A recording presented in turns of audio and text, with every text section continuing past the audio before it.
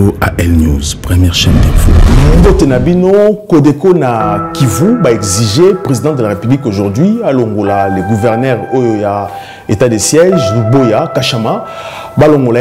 Mais pour quelle raison Bango va ressembler dans l'état Nabiso va changer gouverneur? Est-ce que le gouverneur Wana aujourd'hui est compatible ou est-ce qu'il y a un devoir na Bango ou bien il y a quelque chose qui ne va pas? Tu parler aussi mécanisation, il y a corps cadre d'Addis Abeba, où le président va peut-être na Kinshasa, pour nous parler encore d'accord où est le cas en 2013, précisément le 24, il y a mois de mars, pour nous trouver solution. En février plutôt, pour retrouver solution, qu'est-ce qui s'est passé? Est-ce que l'accord ou mécanisation ou encore pour une fois après 9 ans, est-ce que l'État congolais a une exigence envers le président du pays voisin? Parce que le pays on a exigence, mais est-ce que les Congolais comprennent l'accord? Tu reparler en gros avec M.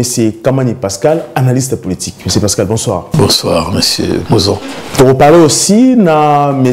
Koubange Pati, expert en défense et en sécurité. M. Koubange, bonsoir. Bonsoir.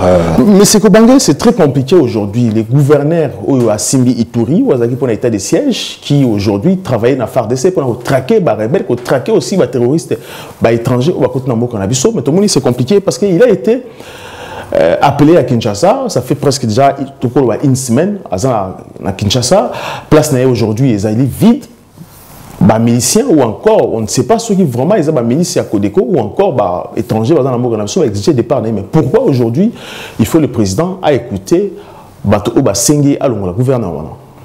Bon, vraiment on a remercié encore une fois au PC Ngaye occasion. Il y a qu'à répondre encore à ma question ils ont à la Moganabso. Puis kukuta na sosuna na ndeko nangai vraiment analyste monene Pascal Kamani oyo lelo yo soko olandi oyo kapenza makambo oyo penza ko décortiquer makambo ya mboka na ndenge moko ya sembo. Alors omone likambo ya Kivu état de siège batu bazo comprendre rangote batu balingi état de siège mais baza na liberté omone problème ezawana yango wana. Mais maintenant, fonctionnement état de siège, et sika oyoyo na ituri wana, et sika oyoyo et pesameli mokonzi. Mokonzi, il faut garantir aussi la paix de la population. Population, na tango moko parce que ça na battant oyo ba pesaka. De telle heure à telle heure, beaucoup vaguer na ba occupation na bino, beaucoup ça là, mais ce qui est comme sika eloko moko communauté enfermement, et comme restrictif. Donc, moyen bateau va se sentir comme tel la sécurité exacte ou bien pour la base la liberté. Comme le roi est en prison. Alors, il y a deuxième problème où ils allaient, d'après analyse na moneli, mais malgré l'état de siège, Bazo continue toujours à massacrer la population. Mais est-ce que vous avez bien préparé ou encore est-ce que FARDC a ordonné aussi pour les dirigeants, est-ce que vous avez ordonné pour mettre en fin? Bon, plusieurs fois dans le cadre de sécurité, et tel tout d'abord sécurité nationale. Et ça ressort tout d'abord il y a ministre de la Défense, il y a ministre de l'Intérieur. Donc, deux fonctions, il faut vraiment active. Il faut ça, la Moussa Lango. Renseignement militaire, puis renseignement civil, où il s'agit service d'État. Bon, ce qui va faillir, faillir, mais l'exécution à répétition, où ils ont salama, rebelle, ceux qui pas seulement des rebelles, des terroristes, des étrangers dans la mort. Tout ça, tout le bataille terroriste. Oh envahir Bisso. Oui, tout le terroriste, les terroristes sont bien bateau ADF, tout ça. Mais ils ont une question de sécurité. Côté là qui ndengenini. C'est ça, il faut que Luka et Sika problème et outils. Bango balongwe longwe na bamboka oya bango neti moko bakanga ikalate awa oya mundele ona azo meti wana azo kata batu bakingo akata bakati ba soda na biso engorgeur wana azo kata bakingo pona na kata tso ya jihadiste ozomona bon bakoti kuna ndenge nini c'est-à-dire que eloko nde ya liboso sécurisation ya ba frontière na biso et puis nakati ya koba communauté, donc c'est-à-dire que la sécurité communautaire. Nakati wana les deux états, les deux fonctions là, il faut salama, il faut bazalaka na ben formateur nakati ya ba communauté. Et si quand un individu, un inconnu a commis nakati ya secteur moko boye, aza déjà localisé et puis identifié. Il faut ba bengaye, ba tunaye ou tu wapi. Soko komi wana ndengeni parce que koloba kebaye ko s'installer. Est-ce qu'il a failli à sa mission ou pas, ce gouverneur? Mais il y a une raison où il faut que les loba bengisa va remplacer. Donc, ceux qui ont la capacité de maintenir, c'est que dit qu'on maintenir une crise, donc ou faillir. Il faut maintenir une crise. Nous comme les lois na fonction pendant une année. Makambo président kimia et comme ce koyo ba kamoko kaka sporadique oyo salama là salami boy et tout ça moko eleki ndenge wana mais ce qui est comme à répétition c'est dire que au faillir. Mais c'est comment alors est-ce que ba Codeco aujourd'hui va dans le pouvoir au sein de la présidente de la République allons la gouverneur Luboya et pourquoi les présidents il faut ayo kabango est-ce qu'ils sont plus forts que la FARDC? Je pense que, merci déjà pour l'invitation, na Sepelico, ça la débrief, on a M. Kobange qui est un expert dans le domaine de défense et sécurité, consultant, Mounene, Nakati Mboganabiso, international. Et puis, merci pour l'invitation. Oui, en fait, Codeco, en fait, photo mécanique pour expliquer, bah, tout moi, mon cœur. En fait, ils ont dit sur demande, il y a société civile, il y a Ituri. Bah, on est ça qui même, en quelque sorte, l'aide-moi. Ultimatum, membre d'un chef de l'État, non, topé sur 10 jours pour changer gouverneur militaire. Remarquez que non, il y a eu trop de tueries dans la localité au Djongo, au Roumana, Mambasa. Il y a eu trop de morts. Au vu et au su, il y a une autorité, Oyo, Tchakiwana, il y a état de siège, état de siège, autorité militaire. Donc, là, qui s'agit d'une faiblesse naïe, incapacité, incompétence, et voire même acquiser des complicités na massacre sur Salamao. Tobo sanate non même na niveau ya institution na biso na commission de défense ou Assemblée nationale ou ya Congo loba déjà non projet ou ya état de siège ou ezalaki projet moko ezalaki mal préparé. Donc, Kizaki déjà détournement et ma partie même il y a ville à Kinshasa avant Bongo et Kendekuna. Et chaque fois, routine d'un rapport, soit il y a éléments, il y a 1000 éléments, mais tant que Bongo et Bimi pour 1000 éléments, sur place, tant sous ils descend. Donc, tu es bien un peu officier Nabisoana, Nenge baza connu pour le traitement des affairistes, vraiment sérieuxité.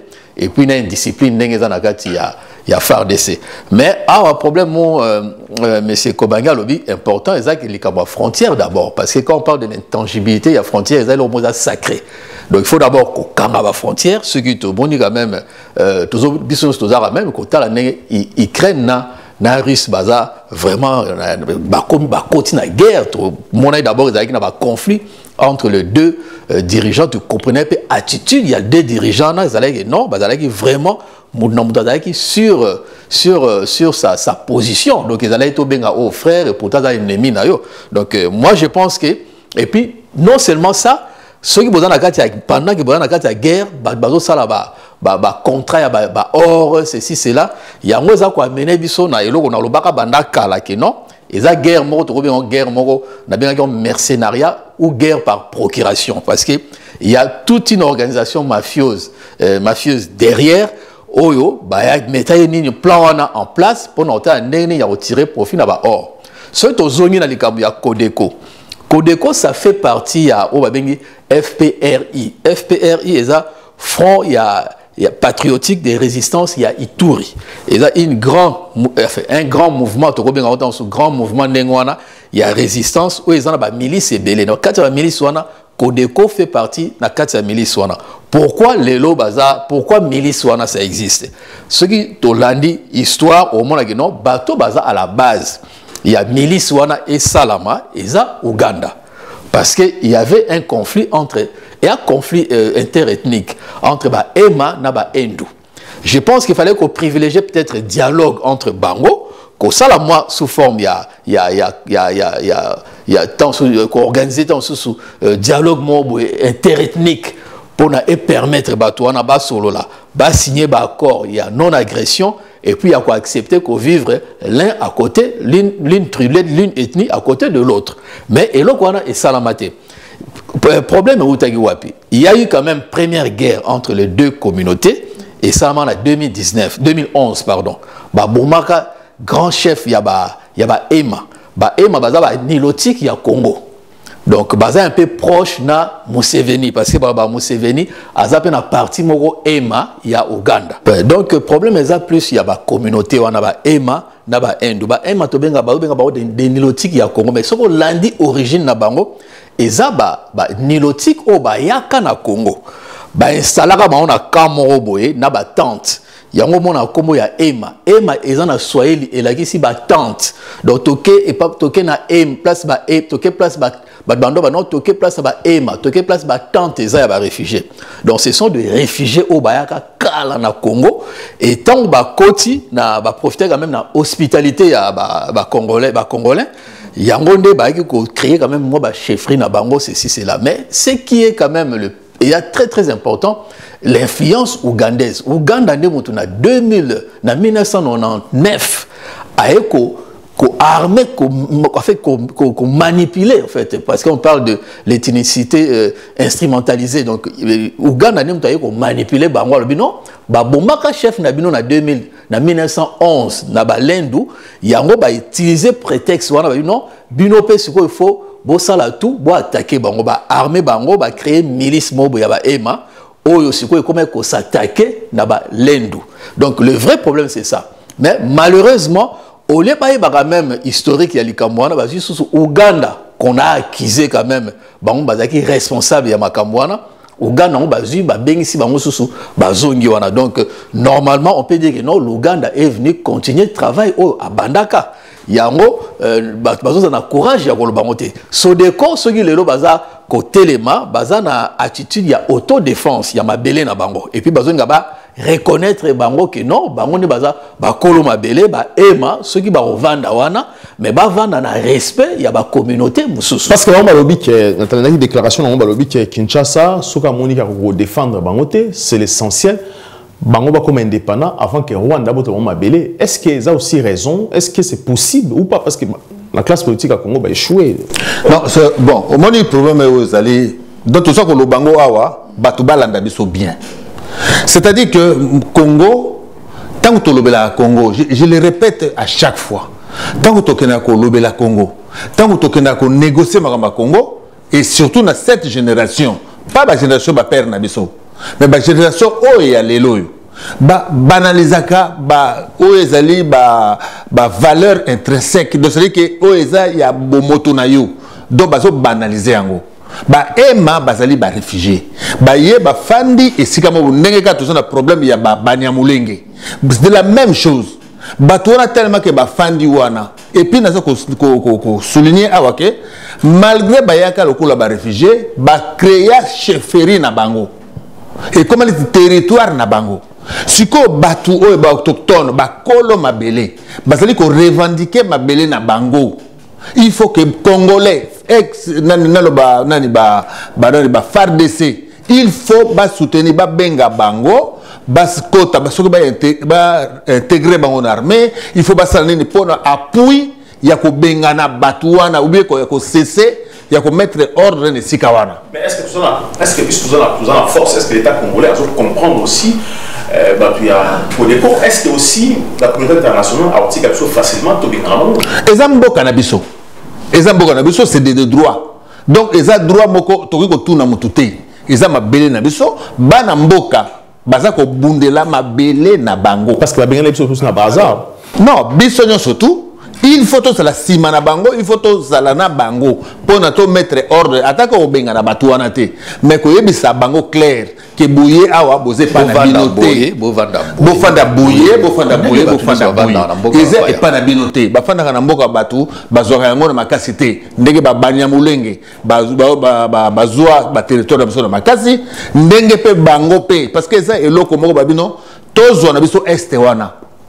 Donc il faut biso ba congolais comme conscient eza makambo ya mabele eza makambo te ko ya ben intérêt moko particulier bato basali kaka bato ya sikoyo oyo ba signer ba contrat bato bazali na 18 ans ba signer ba contrat ba nini mo ba corps nyonso to esalama wana esalama c'est que d'une manière cavalière hein likolo mais ba vrai problème hein oyo peut-être tungisa ba congolais lelo yo ba tala yango te yango dozoma la lelo ba rébellion ba sécurité exact toujours il faut que le gouvernement ya lelo nazo sa président de la République atala makambo wana d'une autre manière atala ngo selon les accords orientés parce que ba corps nyonso tout eza ba corps moko d'une ba traiter yango d'une manière donc ennemi na yo azo discuter na pour intérêt na ye mais yo kolo makambo et là on discuter pour intérêt na yo ça quoi appuyer ben intérêt ennemi na yo justement tu y a place on a plutôt quand on la dossier mais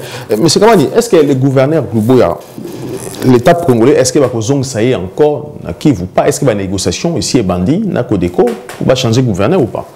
Non, ben je ne pense pas qu'à Ozonga parce que il quand même ultimatum, exigence, pour rappeler, il faut rappeler que non, président a tenu quand même une délégation où il a négocié na Codeco, dans la délégation il y avait des conseillers, il y a président de la République, il y avait aussi M. Thomas Lubanga, au Azalaki ex. Il y a Codeco, donc na la milice, on a formé na bato à Codeco, bakangaki na CPI, mais à purger peine nae, batikaki et puis bazalaki na en compagnie sous na Germain Katanga, Thomas Lubanga pardon, azalaki côté EMA, côté ba EMA, Germain Katanga nazalaki côté ya Codeco ou bien ya Balendu. Donc bango bazalaki ba ancien chef de guerre Oyo, bakangaka bango, tango, to connaître opération de Artemis, où il y a une européenne qui commettre fin à la guerre en 2003, et puis signé un accord, il y a Saint City, tout ça. Donc, Bazaki, chef de guerre, le président de la République a tindaki bango, le roi Bazabatu, il y a deux ethnies, l'Indouna Ema, les anciens chefs, na ba collaborateurs na je crois au nombre de 6 ba kenek on négocier na Codeco mais ba zu bango sous en otage je pense que ça une façon à rocher sous pression makasi pour na exigence na bango notamment en commençant par ba changer na les gouverneurs militaires et encore ba zaku tout sous kosenga ba lever l'état de siège parce que l'état de siège derrière il y a de pillage il y a incendie banda kwa bateau village viol makambo belé donc yango senga qui parmi l'exigence wana lever kaka état de siège parce que bango lobi que bako ce qui l'état congolais ko ko bango en charge té ko kanga ba frontière pour ba Rwanda ba kotate bango ko en charge baza na posa ba indépendance na bango avant que ba ko Rwanda ba se défendre contre les Rwandais. Oui mais il faut que non bango bazaleti bisoté d'abord on a une classe politique autour des expédients politiques et puis non seulement ça saute na kati ya classe politique na kati ya armée na biso il y a des infiltrés auto yebi biso nyonso to koki ko bomba les sous-souté il y a touti au bazo travailler pour le compte il y a Rwanda voire même un collaborateur il y a un chef de l'État bengue conseiller privé na ni Fortuna Biselele na éviter comment président cause en a conseiller privé président cause en a ami mais ba conseiller privé bazala raté donc au communauté deuxième président na mboka na ko boma mutu nga lingi dernièrement to boma mutu na ndako na ye to kolobelango donc Fortuna Biselele crie haut et fort abomi un certain Matanga monsieur Moaza un ancien officier à FARDC quelqu'un a fait congolais de l'Équateur ba kutana ne kuna na Bukavu Ayakanaye à l'époque dans la RCD à Memaka ya comment travailler panaye avant ni na balabala o babengi étoile na cité parc na ma campagne na kati ya balabala na place Fortuna Biselele la Vandaka il y a aussi avant en face il y a ambassadeur résidence ambassadeur à Congo il y a Brazzaville mais pemeni wana ndako moko zana il y a un certain maître Koulou c'est un kabiliste ultra compatible au Azara gouverneur il y a Rwanda, il y a Congo, na Rwanda, Azalaka, conseiller principal à Kabila, Azalaka, directeur de cabinet adjoint, et voire même avec la cour constitutionnelle. Donc, Azalaki, tendance, Kabila, il y a donc, maître Koulouana a hébergé Kati Lelo, Oyo Balobi a remplacé François Béa. Même coup d'État, un certain conseiller spécial. Conseiller spécial, l'actuel conseiller spécial, adjoint à François Béa. Mais comme par hasard, Azala logé et pas mettre Koulou, na cité Parc, na rue des Étoiles. Donc, s'il est là, l'avenue des Étoiles avant Darawana. Mais ceux qui vous ont accusé François Béa de coup d'État, mais ce qu'on adjoint na avant Darana, Kati Yandaku, il y a Mouta Kabila, Mouta Rwandais. Et puis, Baza Pemé, Ngala Fortina Bissele, les Bangonios Bazana, ou Baza pro-Rwandais. Donc, voilà. Moi, je pense qu'il faut quand même, quelque part, que le peuple congolais, mais surtout, même pas l'aventure Rwanda, tous les bateaux, ce sont des expédients politiques. Bakuta accord, signa, bito sala nengwana, bazaka kolinga ba sakana na peuple, moi manipulation, ceci c'est là passé. Sur le nom de François Béa, mais aussi quand même grand frère naïm. Est-ce que vous voyez que grand frère François Béa aza PCA au Bachaki président conseil d'administration na FPI, alors jouer intérim. Deux petits frères, François Béa, ceux qui parlent na Kiti ya chef de l'État, ceux qui ont Vanda, tout ça. Donc, vous avez la preuve, vous avez l'information, tout ça, même pendant un certain temps, on travaille beaucoup sur le Congo, on s'est focalisé sur ça parce que nous avons ambition un jour, ça a quelque chose pour Nambokana, tout ça, et ça intérêt na biso to ba ndenge pouvoir ça fonctionner ndenge système ça fonctionner parce que lelo ou lobby ndenge tozoya na nouvelle classe politique surtout ils doivent pouvoir trouver par où il faut commencer donc baza quand même na ça il quand même je pense que ça aventure mo bazo mais m'appelle parce que le problème il y a François Béa il faut tout le bango clair François Béa a signataire il y a accord moi ça le 16 février 2021 au akena ko signé na Rwanda. Donc, moi, je ne sais pas, M. Kobangaza, expert dans le domaine de la sécurité et de la défense, est-ce qu'un conseiller, un président qui a signé un accord qui engage un pays aussi longtemps que les chefs d'état-major sont en place? Donc, le conseiller spécial et chef de l'État a signé un accord avec le 16 février 2021, accord militaire qui engage les pays avec les Rwanda, représentés par les chefs d'état-major général et à Rwanda. Or, normalement, conseiller à président a signé.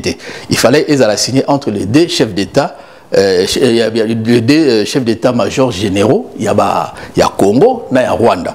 Donc, il y a un motu, et poussé la François Béa, parce que ce qui est lié, ça veut dire que non, l'accord là n'engage pas la République. Mais parce que Azalaki a signé. Oui, mais Azar a habilité à signer pour engager le pays.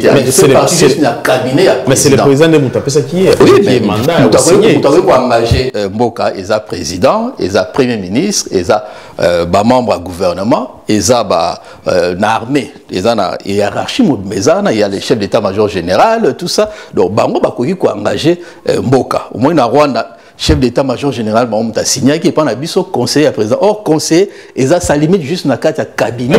Pourquoi ça se passe comme ça? Parce que aussi, l'accord, il y a exploitation, il y a Rwanda, il y a Burundi aussi, ce n'est pas le président qui a signé. Oui, c'est justement, il y a un conflit, il a déclaré entre Félix et Kagame, tant au moins Kagame, non, toi, on a la sérieuté, respecter l'accord. Félix, peut-être. Ah non, malin, peut-être il a joué malin demi. Donc à faire signer Moutou Oyo, normalement qu'on signe accord il y a Mbokate parce que sera l'ongolier donc il n'y a non Aza ko engagé Mbokate n'est pas salé na accord à Salagi le 27 juin au ba signé na Rwanda sur Sakima na société na pona mamba il y a exploitation il y a ba or na biso. Donc, Moutou a signé qui va encore en compte, il y a Sakima, Azalaki Moutou Oyo, Azalaki suspendu la fonction, Azalaki suspendu la fonction, est confirmé par le Conseil d'État. Conseil d'État, il y a un numéro 1 administration dans Boka. Mais par contre, il signé un protocole d'accord. Donc, il y a caduc. Moi, je pense que quelque part, Félix a l'acquis si bon que non. Bokanese naza zoba, ngape ce qu'on a vu, nous na piège, na tchebino na piège. Yango, bozo mona que non, Rwanda na Félix na Kagame, baza vraiment la guerre déclarée. Parce que pour le Rwanda, il s'est fait rouler par Félix. Mais c'est comment est-ce que c'est aussi normal? Parce que si le président a payé mandat, conseiller a signé l'accord, parce que au passé qui na Ouganda. ils ont toujours président de la République, qui va conseiller, c'est tout à fait normal aussi. Bah, signer en gros, c'est l'État qui est engagé, chef de la sécurité, a signé l'accord. Au Moni, n'a cas de force majeure. Ça peut se faire dans cas de force majeure. On délègue la personne habilitée. Non, la personne qui est là, le plus, dans cas de délégation, la personne qui est la plus haute fonction. Donc, dans cas de force majeure. Mais si vraiment des accords peuvent être signés, tous en a deux armées, tous en a deux ministères, il y a défense. C'est-à-dire que c'est entre le ministère de la Défense, ministère de la Défense a délégué chef d'état-major général pour que akende na mboka boye pour un accord entre les deux États. Voilà, c'est vraiment institutionnel, ça c'est l'État, on respecte. Mais un conseiller du président de la République n'est pas habilité, il y a qu'à signer un accord qui engage l'armée, qui engage le pays. Donc, c'est-à-dire qu'il y a un couac, il y a ils ont marché au Wanate. Les loyaux, on peut se dire que non, l'État est bien voté.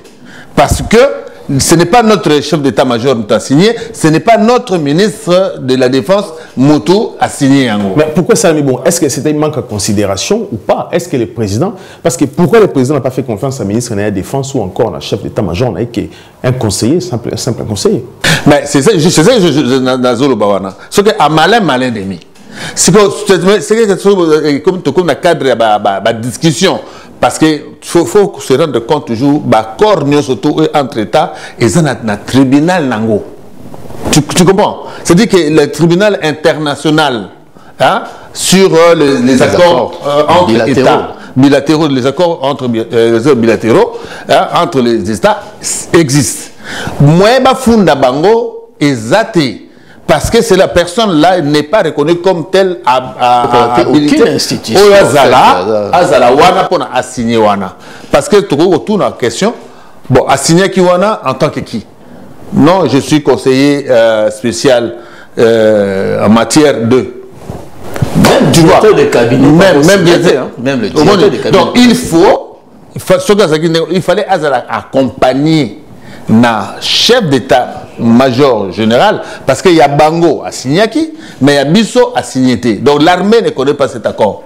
Voilà, l'armée ne connaît pas cet accord, mais toujours on a tout aussi en profondeur, il y a un débat dans Bisso. Mécanisation, il y a accord cadre. Ce qui s'est passé dans l'accord cadre, on le sait, en 2013, février, 24 février, aujourd'hui, revoir en mais est-ce que les Congos en bénéficient déjà d'un accord cadre? Est-ce que l'accord cadre, tant qu'on va revoir aujourd'hui, est-ce que les Congos étaient aussi dans la position de force pour imposer aussi le choix, le désir, accord, colonel? Bon, ce que tu as dit sur l'accord cadre Addis Abeba, je pense que à cette époque, je devais y être, je devais participer. Mais na Kenda Kate, parce que na ma obligation moko oyo na epesanga te kena kene mais baninga oyo bakendaki tango bakei na délégation wana et c'était dirigé par Mende comme porte-parole parce qu'il y avait aussi Kabila qui était sur place aussi à l'époque. Oui, mais bato oyo bazaki oyo Kabila voilà la diplomatie. Voilà la diplomatie. Il y a un cadre de la diplomatie. C'était l'Ibanda. Comment l'ancien ministre Chibanda. Chibanda. Oui, c'est ça. Raymond Chibanda. Et puis, na Lambert Mende. Alors, au moment où Batumi Balewana, il y a toujours, il faut du sérieux. C'est-à-dire que du sérieux, et ça m'a cambié la sécurité. Là, ce n'était pas question. Il y a qu'on négocier. C'était question, il y a quoi imposer la paix, parce que le cadre accord Rwanda, ils ont la paix, sécurité, et puis entre le développement économique dans la région. Alors, tant que vous avez maintenant, les ennemis n'abino, fandi en face n'abino, ils ont revendiqué que non, rebelle, ils ont outé pas n'abino.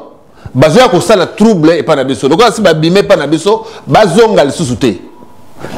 On a cette revendication, il y a l'autre côté pour la sécurité. Alors, bino sikoyo, boyambi ba rebelle o ba outi na bamboka wana. Vous n'avez pas le droit ya ko répartir bango, ba kende bazonga ko rapatrier bango na bamboka na bango.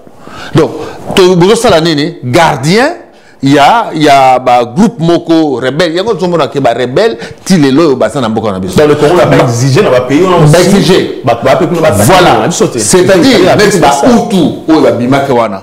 Ba Hutu ba bimaka ba yaka na mboka na biso. C'est leur terre, c'est leur pays. Bah oui, na mboka na biso te. Il fallait biso de exiger bon accord wana pour la paix régionale. Donc il faut maintenant négocier. Kagame a négocié retour ya ba Hutu. Ce qui n'était pas fait.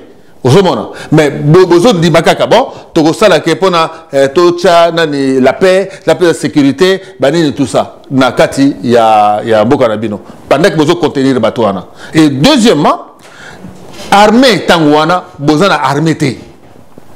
Besoin na armée te parce que armée a infiltré et féodé.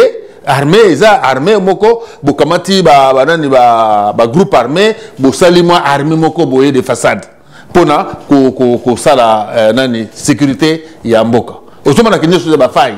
Et troisièmement, tango bozali ko négocier wana bolbe ba pesi bino responsabilité en tant que pays pona ko sécuriser na défense territoriale. Ça veut dire il faut bozala na ba arme de défense territoriale ba arme ni biso zanango. Nous n'avons même pas des hélicoptères, nous n'avons pas des avions, nous n'avons pas des armes, nous ne pouvons même pas acheter des armes comme il se doit. Comment tu peux défendre le territoire nabiso sans que tu zala, tu lever embargo wana oyoyo et ça suspendu dans l'école nabiso. Ba pays au basa ko agresser biso. Le Rwanda, Ouganda, baso kota selon les accords toujours. Là c'est selon les accords. Là les mera et comme ce accord cadre. Alors, na kati ya accord cadre wana, ça fait déjà le 9 ans. Nous surtout le mama pona makambo oyo ya Congo et salamate. Ba groupe armé et botama et comme qui 400. Alors, na 400 ba groupe armé bazo utapi. Bazo utaka na ba pays wana oyo bango ba signaka ba accord. Comment donc passivité wana ndenge nini ezosala ke bato wana balongwaka kuna bakotaka epai na biso biso tokoki kozongisa bango epai ya bango te. Récemment Kagame alobi nini yao? Kagame alobi non M23 bosala na bango ba M23 toyebi biso ce sont des Rwandais. M23 poni bakima na ba pays mosusu te poni bakima na Rwanda. Alors, Kagame a menacé. Ce qui boyambi bangote, alors ngai na osala de façon que bazonga na makasi. Donc, nous surtout on a ponani azomo na faiblesse na biso. Na ba corps wana eza na ba na ki ba signer ba revoir ce qui ne ba sala na mécanisation commission moko il y a suivi parce que les accords c'est les accords cadres un mécanisme de suivi national. Oyoyo Congo, normalement, il fallait ça na kati ya programme wana. Alors, na kati ya programme wana, et lingi kolobanini. Donc, mécanisme national de suivi. Pacification et stabilisation de l'Est. 9 ans. Le total banda, makambo bandi. Est-ce que pacification est salami? Est-ce que stabilité et stabilisation na Est est salami? Non. Toujours, ils ont continué. Donc, les partenaires régionaux. Donc, cité, les dirigeants et les pays surtout limitrophes. Oh, bango tout ça, assassin. C'est-à-dire que les pyromanes, les tchaka moto, bango moko se constituer sous bazali ba pompier. Ba moto, simanango, ba lobi ono, bison de toyo au sala, pour na kota toujours ba pérenniser les kamboana. Alors, na kozonga na suka nango na kozonga pezana ba eloko nini tokoki ko sala pour na mamone sila. Alors, ba président wana et ça aussi, Nani, secrétaire général, il y a Nations Unies, président, il y a Union africaine. Bon, si quoi Union africaine, président Nabisson de Moutaleki na Katiwana. Une année, hein, ça une année. Ça une année, ça passation au pouvoir. Passation au pouvoir et ça au Sénégal. Mais c'était vraiment l'opportunité. C'était le moment, c'était l'opportunité. Il y a quoi évoquer les Cambo et Congo sur l'état de sécurité na kati ya mboka na biso. C'était là na fonction na wana ko exiger ba président nyonso tourna ba s'asseoir ba ya ba solola les Cambo oyo ya est. Bon, siko omoni sika Nalobi Mokonzi a ça mal entouré parce que les gens n'anticipent pas. Nakati il y a diplomatie, nakati il y a politique, on anticipe les choses. Au Canada déjà à l'avance. Bosali sikoyo boké que s'asseoir tant peut-être un réveil doit que s'asseoir maintenant sur les accords à Addis Abeba. Or, n'attend que besoin de fonction. Il y a que si c'est les Cambouana, il y a besoin d'avoir la droit de veto. Bosali les Cambouana. Donc, faille moko yangouana. Communauté internationale. Président de la conférence internationale sur la région des Grands Lacs. La communauté de développement de l'Afrique australe en qualité de garant du présent accord. L'Union européenne, la Belgique, les États-Unis, la France, Royaume-Uni. Donc, ce sont des gens justes, oyoyo, bazala qui wana pour partager la richesse ya est. Oyoyo, bakanga biso, singana kingo. Alors, c'est maintenant que le président, normalement, il ne doit pas s'asseoir sur les accords, mais il doit aujourd'hui faire la révision de cet accord. Parce que l'accord on a-t-il respecté en côté. Le mécanisme maintenant il revient sur les accords. Les mécanismes de suivi, il y a l'accord au RDC. Parce que autrefois, Mende, na Chibanda, bango balobi que non, et ça qui pose un terrain nabiso. Un terrain nabiso, pour l'économie nabiso, pour la réforme. Est-ce que Laurent Kabila, est-ce que Joseph Kabila à l'époque, attendant qu'il va accord, est-ce qu'il a compris qu'il y a aussi une équipe pour que va signer ces accords? Mais il était plus intelligent. Alors qu'il n'a fandi na pouvoir, n'a pas 15 bons Congolais. Vous comprenez parce que nous avons zoba. Parce que c'est mon domaine. Mais pourquoi on peut amener notre pays na bakatia donc ce n'est pas les Français. Les Français, ce n'est pas grand mot, il y a Français, mais intellectuel. Parce que la personne qui a été là comme porte-parole et tout ça, il ne parle qu'il sait qu'il parler. Mais dans sa tête, il n'a rien. Il n'est pas habilité pour Assali Kambouana. Bon, si maintenant, il faut ici là. Donc, Batouana nyo surtout na tangi, oyo zomona ke banda conflit banda. Bango kaka ne mutukona bazalaka wana. Bango na kaka ba imposa kabiso. Et voir même que tant que Kabila Zali, ba Congolais ba revendiquer ba tout ça, ce sont les mêmes personnes au ba non Congolais ya komeka, si quelqu'un dit ba menasa kae. Hein? Ba menasa kae que soko meko ça la trouble na Kinshasa, ba Kango ba na ces pays. Alors, les mêmes personnes, parce que c'est un intérêt au Yabango. Mais quel est notre intérêt à nous? Les intérêts à Bissot et Zanini. Ce que nous voulons, c'est la réforme. Il y a institution. Réforme et armée. Réforme et sécurité pour la police et l'armée. Est-ce que tu as les communautés internationales? Tu as le Bango, parce que tu as peuple. Parce que c'est la même chose comme aussi dans Mali, tout le monde comment aujourd'hui la Russie a formé un militaire malien, c'est ce qui va dire que l'Ambourg a Salamaté aussi. Mais justement, on a un problème, il y a gouvernement. Et ça, question, qu'on a signé, l'accord où il n'est même pas Batmousous dans Libanda. Tu vois? Les réformes et armées, c'est nous. La sécurité territoriale, c'est nous. La défense, c'est nous. Il faut que tout, pour garder en paix, il faut se consolider. Il faut comme à Makassi. Ce n'est pas au texte nani biloko na kota ba ituri kuna na est kuna. Yo au texte diamant degeni, au texte or degeni, au texte nani coltan degeni. Parce que trouble na trouble. Et ça zone moko oyo ba créer pour na ba pillage wana. Alors biso photo kende au-delà de cela.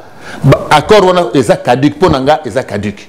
Il ne faut pas qu'il y ait un mécanisme. Je vais expliquer ça tout à l'heure. On va revoir. Mais c'est comment dire, allez-y, parce que ce qui s'est passé aujourd'hui, est-ce que le président Félix aujourd'hui, est-ce qu'il va revoir l'accord, est-ce que tous ces pays-là, aujourd'hui Congo Brazzaville, plus de 100 000 Congolais, chasser bango, bien na bango, botola bango, immigré biso, batika femme mitaka là en public, on a vu l'Ouganda, Rwanda, Burundi, bazoba terre na biso, moi biso na est, belé ba millions, aujourd'hui Zambie, aujourd'hui kanga ba terre na biso, aujourd'hui Angola aussi, ya kanga ba terre na biso, aujourd'hui Soudan aussi aujourd'hui, ya kanga ba terre na biso. Alors lorsqu'on parle avec tous ces pays-là, avec la communauté internationale, eux ils sont incapables aussi à défendre parce que même dans l'Est, on comment ils défendre la bisoté plus exploitation à minerai. Alors lorsque le président Félix Tshisekedi a soir Nabatouana, est-ce que lorsque l'on est en Elongi, est-ce qu'il est capable, est-ce qu'aujourd'hui le Congo a défendre l'intérêt naïf ou pas?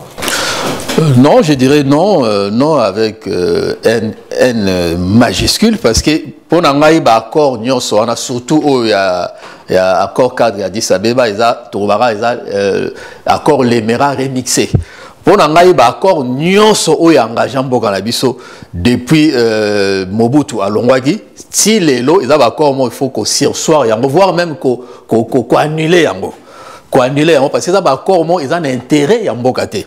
Accord normalement monté par la communauté internationale pour s'appuyer dans l'organisation africaine, CEDEAO, Boyenaboye, Union africaine, tout ça, imposer bino. Et comme dans il y a classe politique, il n'y a pas de quintessence dans il y a classe politique. On a mutu oyo, neto ba doctrine, il y a jacobinisme, bazana esprit, il y a patriotisme, donc bakoya. Au PC à 1 million, à Kokine au Tekambo Gandenga Lingi, parce que un Mende ou un Chibanda, Bakoki ko représenter Congoté, pour n'avoir signé quelque chose de sérieux. Il faut te dire non, il faut pas quoi agir pour na posa quoi agir ou bien pour na quoi apparaître. Agissaka pour créer un rapport de force. Rapport de force wana et ça la ndeni et ça la non biso to vandi, to za na ba dirigeant mo baza ba patriote, ba leader mo o baza na autorité. Bayebi ko identifier ba makambo parce que to ko mener le remonter sur base il y a on paie des braves donc paie moko signé ata mutu aki ko boma mutu e pa na yo bino to yo kanika ndengwa toke na biso. Non, il faut que la justice soit d'abord faite. La justice égale dignité. Il faut que la responsabilité à bateau salagi mal na Congo. Il y a les rapports mapping, il y a rapport ébélé à ONU où ils ont identifié agresseur na biso bourreau responsable il y a malheur nyos au mboko na biso connaître. Ces gens-là sont là, il y a Kagame, il y a Museveni. Et là tout d'abord il y a ko sanctionner, il y a ko rompre nos relations diplomatiques na bango. Tout le monde quand même na Mali moi je suis vraiment très content totalement esprit à panafricanisme, le gouvernement malien va chasser quand même ambassadeur français. Et ça, il faut encourager. Il faut il y a un rapport de force, ça se crée. Non, il faut créer un rapport de force. Mais comment vous créer lorsque na kati na bino aussi, vous travaillez dans les criminels ou les pays, on a déstabilisé. Donc l'État Otozanango, il y a confusion totale. Dans le Baki Awa, que le président de la République a coquille sous que ça soit sur ces accords-là. Parce que les accords ont intérêt à sauter. Mais parce que la famille aussi peut même les criminels. Mais justement, tant qu'il y a un président de la République, tout va servir le pays. Mais dans le pays, tant qu'il y a parce que au moins les Amakamususu, il faut tout le bango clair. Photo le bayango clair parce qu'ils ont intérêt à Mboka Nabiso.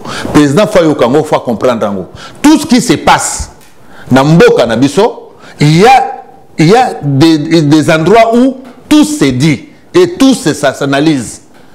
Dans le domaine nanga, on sait tout, on connaît tout, on sait qui fait quoi. Tu comprends? Alors, il y a un zolo baboui. Quand je vais en consultation sur le dossier Congo, on me donne tout ce qu'il veut. Bon, voilà, donne-nous un rapport par rapport à il y a telle situation, telle situation. Donc nous utilisons, nous analysons, nous faisons des choses et puis nous donnons des lignes à suivre aux communautés internationales à Kokiko suivre. Alors, net n'a pas cas oyo. Dans le bien que accord Rwanda ezali na biso intérêt na bisoté. Pourquoi? Parce que le mécanisme au président Lobi que non, maintenant on va établir le mécanisme de suivi. Mais ce jour que le Congo s'engage à suivre. Mais les régions, hein, cet engagement les pays togolobi limitrophes la région bazwaki si accord au biso lelo na kati mécanisme wana 5 accords engagement il y a communauté internationale qui dit quoi remodeler l'État congolais. Ça on parle remodeler. Quand on dit remodeler, le président peut s'asseoir là pour dire que non ngalelo na remodeler les Kamonanga ya Congo. Bon, je vais mettre qui je veux. Donc, situation aux alliés, remodeler comment l'État congolais. C'est le président de la République, Lelo Afanda. Alors, bon, les 18 ans, ou Kabila, ou tout ça, surtout, ils n'ont pas droit d'instituer quoi que ce soit ou de demande. Accord entre et ça, c'est que comme dictateur. Non. Azali Moutou, non, pour l'intérêt de la nation. Pour l'intérêt de la nation, na monique lelo ngai fo na tchabatuboye, na tchaboye, na tchaboye, na tchaboye. Oya kozala contre le président parce que c'est lui le garant de la nation. Ah, vous allez remodeler l'État congolais. Comment on peut remodeler l'État congolais? N'a les mêmes personnes, réfracteurs. Bato wana ba miyibi wana ba bomi wana bato ba signé ba corps oyo ba kabaka mboka na biso ye azana maintenant le faut ai a boto la mboka na biso na maboko ya bato wana. Mais est-ce que ça qui est important, non tu que le parole encore, est-ce que ça qui est important aujourd'hui le président de la République donc ça ben ici batouana a ben ça aussi ba chef des rebelles comme ba Roubewa ba Jean-Pierre Bemba ba Katebe Katoto o ba qui ba criminel ba lumba ba serva batouana pour détruire c'est ce qui est important pour pas faire dans la messa. OK. J'aimerais justement na zoloba. Pour l'intérêt de la nation parce que c'est le garant de la nation. Pour l'intérêt de la nation, il faut bengisa batunyo surtout wana o bazo kansalelo que non le président Félix ne peut rien faire sans nous. Ce qui a sali boye, donc biso petosa na part na biso. O bazolo bakeno na kati ya gouvernement na biso petosa na part na biso. Pour l'intérêt de la nation, je dis Nabi, pour l'intérêt de la nation. Aujourd'hui, le président doit fan de sa batouana baya pour que balib sabango tala makamunegeza boye pour l'intérêt de la nation. Pour tout avancer, il faut le loyoto bima na kacha ba corps oyoto salaki ce qui ya nani ya oya Belgique ba corps ce qui ya wapi so ya wapi ozo salaki batouana bazala parce que Kabila ti lelo azali. Tu comprends? Kabila, président de la République, a son nommé, je sais à Nomaka. Est-ce que mon président Moutou, le président de la République, a nommé à Ouchepanaï? Parce qu'à l'Ouest, il a même des délits, il est puis. Ok, mais c'est maintenant, on a essayé une voie de sortie, à convoquer tout le monde, à l'Obas, pour l'intérêt de la nation. Je vois que nous ne pouvons pas avancer, donc à partir d'aujourd'hui. J'attends à ça, l'union sacrée. Non, ça c'est pas les vrais acteurs. Il y a pour l'union sacrée, mais les lots pour l'intérêt, pour un bon fonctionnement. Non, on a pour le pouvoir, que ce soit pouvoir côté moko. Mais pour le bon fonctionnement et des institutions, le président de la République a l'intérêt d'appeler tout le monde là à fin de sa bango. Alors, ok, voilà à partir d'aujourd'hui, Toko Tambola Boyi. Et puis deuxièmement, le problème éradication, il y a un groupe armé. Comment arriver pour éradiquer le groupe armé surtout? Ceux qui battent kaka, les composants les mêmes personnes. Bango kaka ndé basako moni kotomoko boye basako appuyer ba groupe armé ba otinda bambongo ba nini pona ke ba perdre d'une manière économique bazwa nini. Ceux qui kaka a commis wana a silisi makamuna batuana et comme clair à ce moment-là, paix et kokota n'amboka na. Moi, je pense qu'il fallait supprimer même l'accord wana puisque batu union so ba signa ba accord n'amboka wana ba batu il faut que tourner la page na classe politique wana. On a besoin de inverser le rapport de force lelo. Pour l'instant, je pense qu'il faut travailler d'abord na kati ya mboka na biso. C'est pas la peine ya okenegowe là, ba accord alibanda et belé tout ça un peu comme ba asiatique ba sala, ba chinois ba sala. Donc d'abord il faut que je pense qu'il faut un État fort.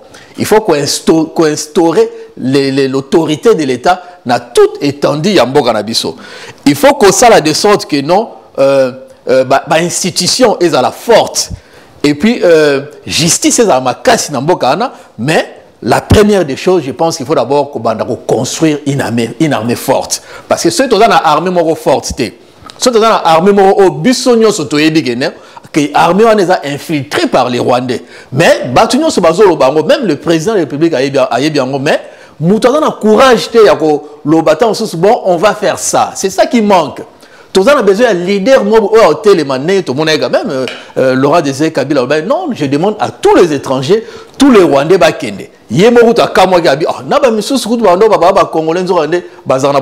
moi je pense que c'est des messages comme ça qu'il faut.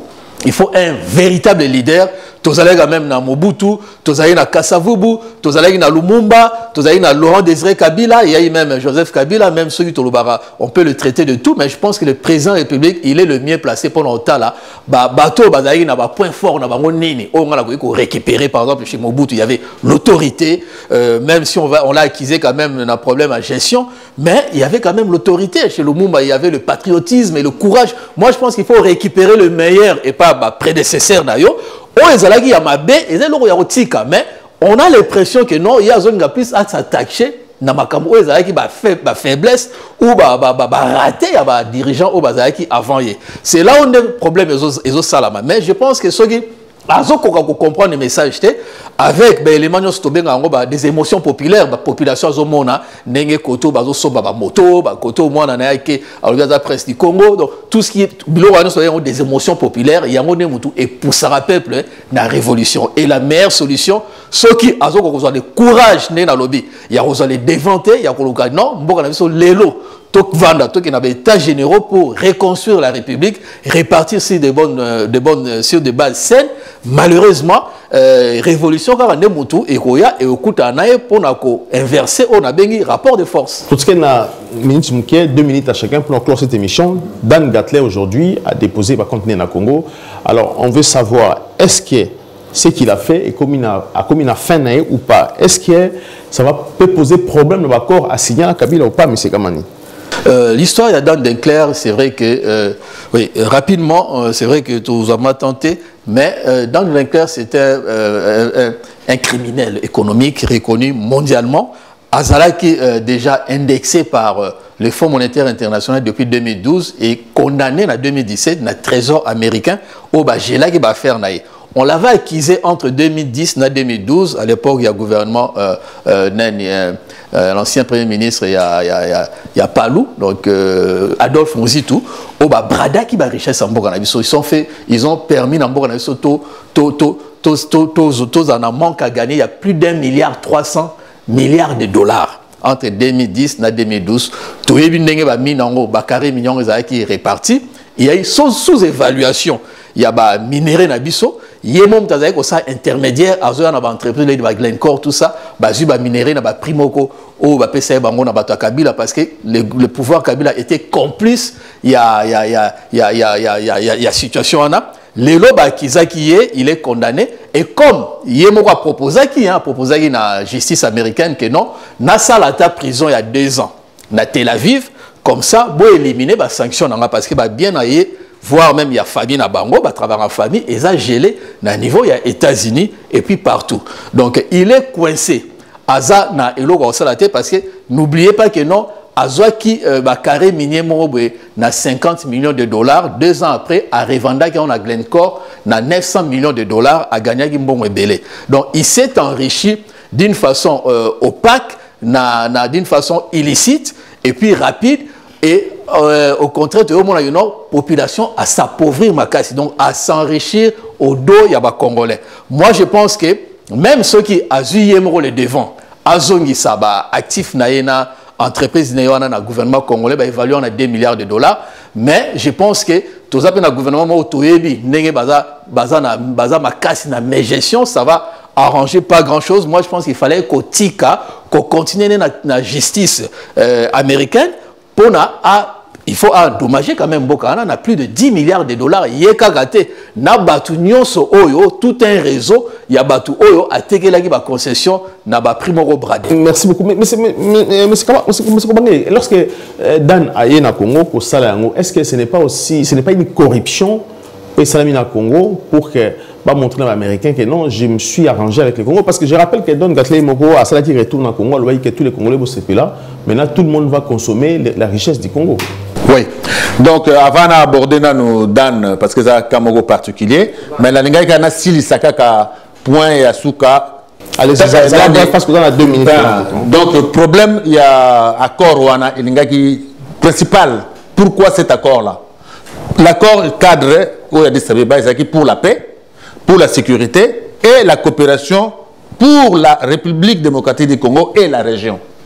Alors, ce que tu as bien, l'accord Wana, Tileloyo, et respectivement, donc, pour Nangai, il faut président à balayer à créer accord sous les intérêts. Bon, pour le cas, il y a Dan Detler, il y a question Oyoyo, il y a cas de conscience. Cas de conscience parce qu'il a été bousculé un peu partout dans le monde. Il ne pouvait même plus utiliser donc mbongo babengi dollar. Na maboko ne yakuiko simba ngo même pas. Soki ba moni ya simbi kaka dollar boyeba. Donc ba kangiye. Au moins na niveau oya komaki. Na niveau oye bakangai donc akoki même pas à négocier partout dans le monde des simbités. Oki ko simba le gouvernement le est faible. Akoki ko simba dollar te. Et puis crime nae o asali na Congo. Ils ont à peu près dans les 200 milliards.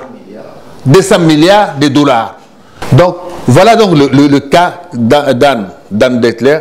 C'est quoi? Au moment où il y a Glencore, Sokomi, société surtout. Soros. Donc, il y a clause, il faut la construction d'hôpitaux, il y a des écoles. Banini, on est cas social. Mais la société n'est surtout et ça là et l'autre. Et surtout sous-évaluer les minéraux n'abisso. Voilà. Et pendant 10 ans, je pense qu'il y a beaucoup à payer quand même. Donc au moni kawana siko na yemokopé abi mena komi na mbongo belé o na yibi na Congo. Mais Makambo, il fallait tout respecter, tout ça là en côté. Il y a une fois, que bon, bah, Congolais, ceux qui aujourd'hui je reconnais que Léon a comme un bongo, je dois ça au Congo. Donc, dans ça, que zongi ça, banani, bah, patrimoine nanga nyonso. Alors, bi teka la société moko. Alors, bi patrimoine nanga nyonso tout na zongi sango na Congo. Société KCC. Tu vois? Donc, alors bien aux sango. Kamoto Copper Company. Yango ganem tazongi. C'est ça, deux blocs de pétrole, na ba minéraux. C'est-à-dire que owana nyo surtout wana et nyo surtout ça biloko oyoye cas de conscience c'est ça lié par la pression américaine. Non, les États-Unis ba blagakate. Tu vois? Kuna ba blagakate. Naza we bisao eloko moko na lobaka ngo na kasi na mission moko o to salaki. Au moni ba américain, moni banque fédérale américaine. Au moins, on a dollar. Aucun n'a encore changé. Bango automatiquement, avec le dollar, billet tel, et ça, n'amboka tel. Bayebi yango. Donc, ils contrôlent leur argent. Partout, où dollar est allé. Alors, biso to ça qu'on s'amuser, n'a ko yibaka. Combo na yo, ils affichés. Hein? Bon, ça, je parle ça, comme ça, pour na batouara bayebake. Bozo yiba. Mais il y a un jour, il y a un dan. Il y a un moni ou bien prononcer combien de dollars. Na munoko na yo au côté boloko. Ba condamner batouana nyoso tout comme ils ont déjà prévu. Ba condamner ba pierre nyoso tout o ba yibi ba dollars ba bomba yango. Bo stoka fond de comment de libéralisation de dollars. Tu vois. Mbongo ya États-Unis et contre la banque et zonga kana États-Unis. Éthique à la gâte na bandako ya bato. So baby que non yo bombi mbongo ya trésor américain ba Hollande la yo. Alors bato na zomo na teke mo ko no bonne o bakanga ki bato na pone o mboka. Mais ce que ba ba neni so mbongo dollar est-ce que moi va détecter pour ba que non ils place c'est ça. Non mais justement il y a le solo ba. Yo yibit ba renforce. Toyebi na lo caméra a yibaki 60 millions 300 millions de dollars. OK. L'État congolais, Bassambissié, tout ça, bon, il a remis 60 ou 30 millions. Bon, le reste, à Tchangwapi. Oh, asombi yango na bandaku bandi manine. OK, bon va évaluer et c'est combien. Bon, ce que monnaie comme tel eza wapi parce que ezali interdit aux États-Unis au kamata dollar au bomba yango. Donc faut que nous tienons na banque. Soko bombi yango de pas basa loko basa ba cave na bango na bandaku ba kamata ba chambre ba tcha ba dollar. Bango un jour ba ko condamner yo parce que oyibaki même bon on justifie en côté devant bango.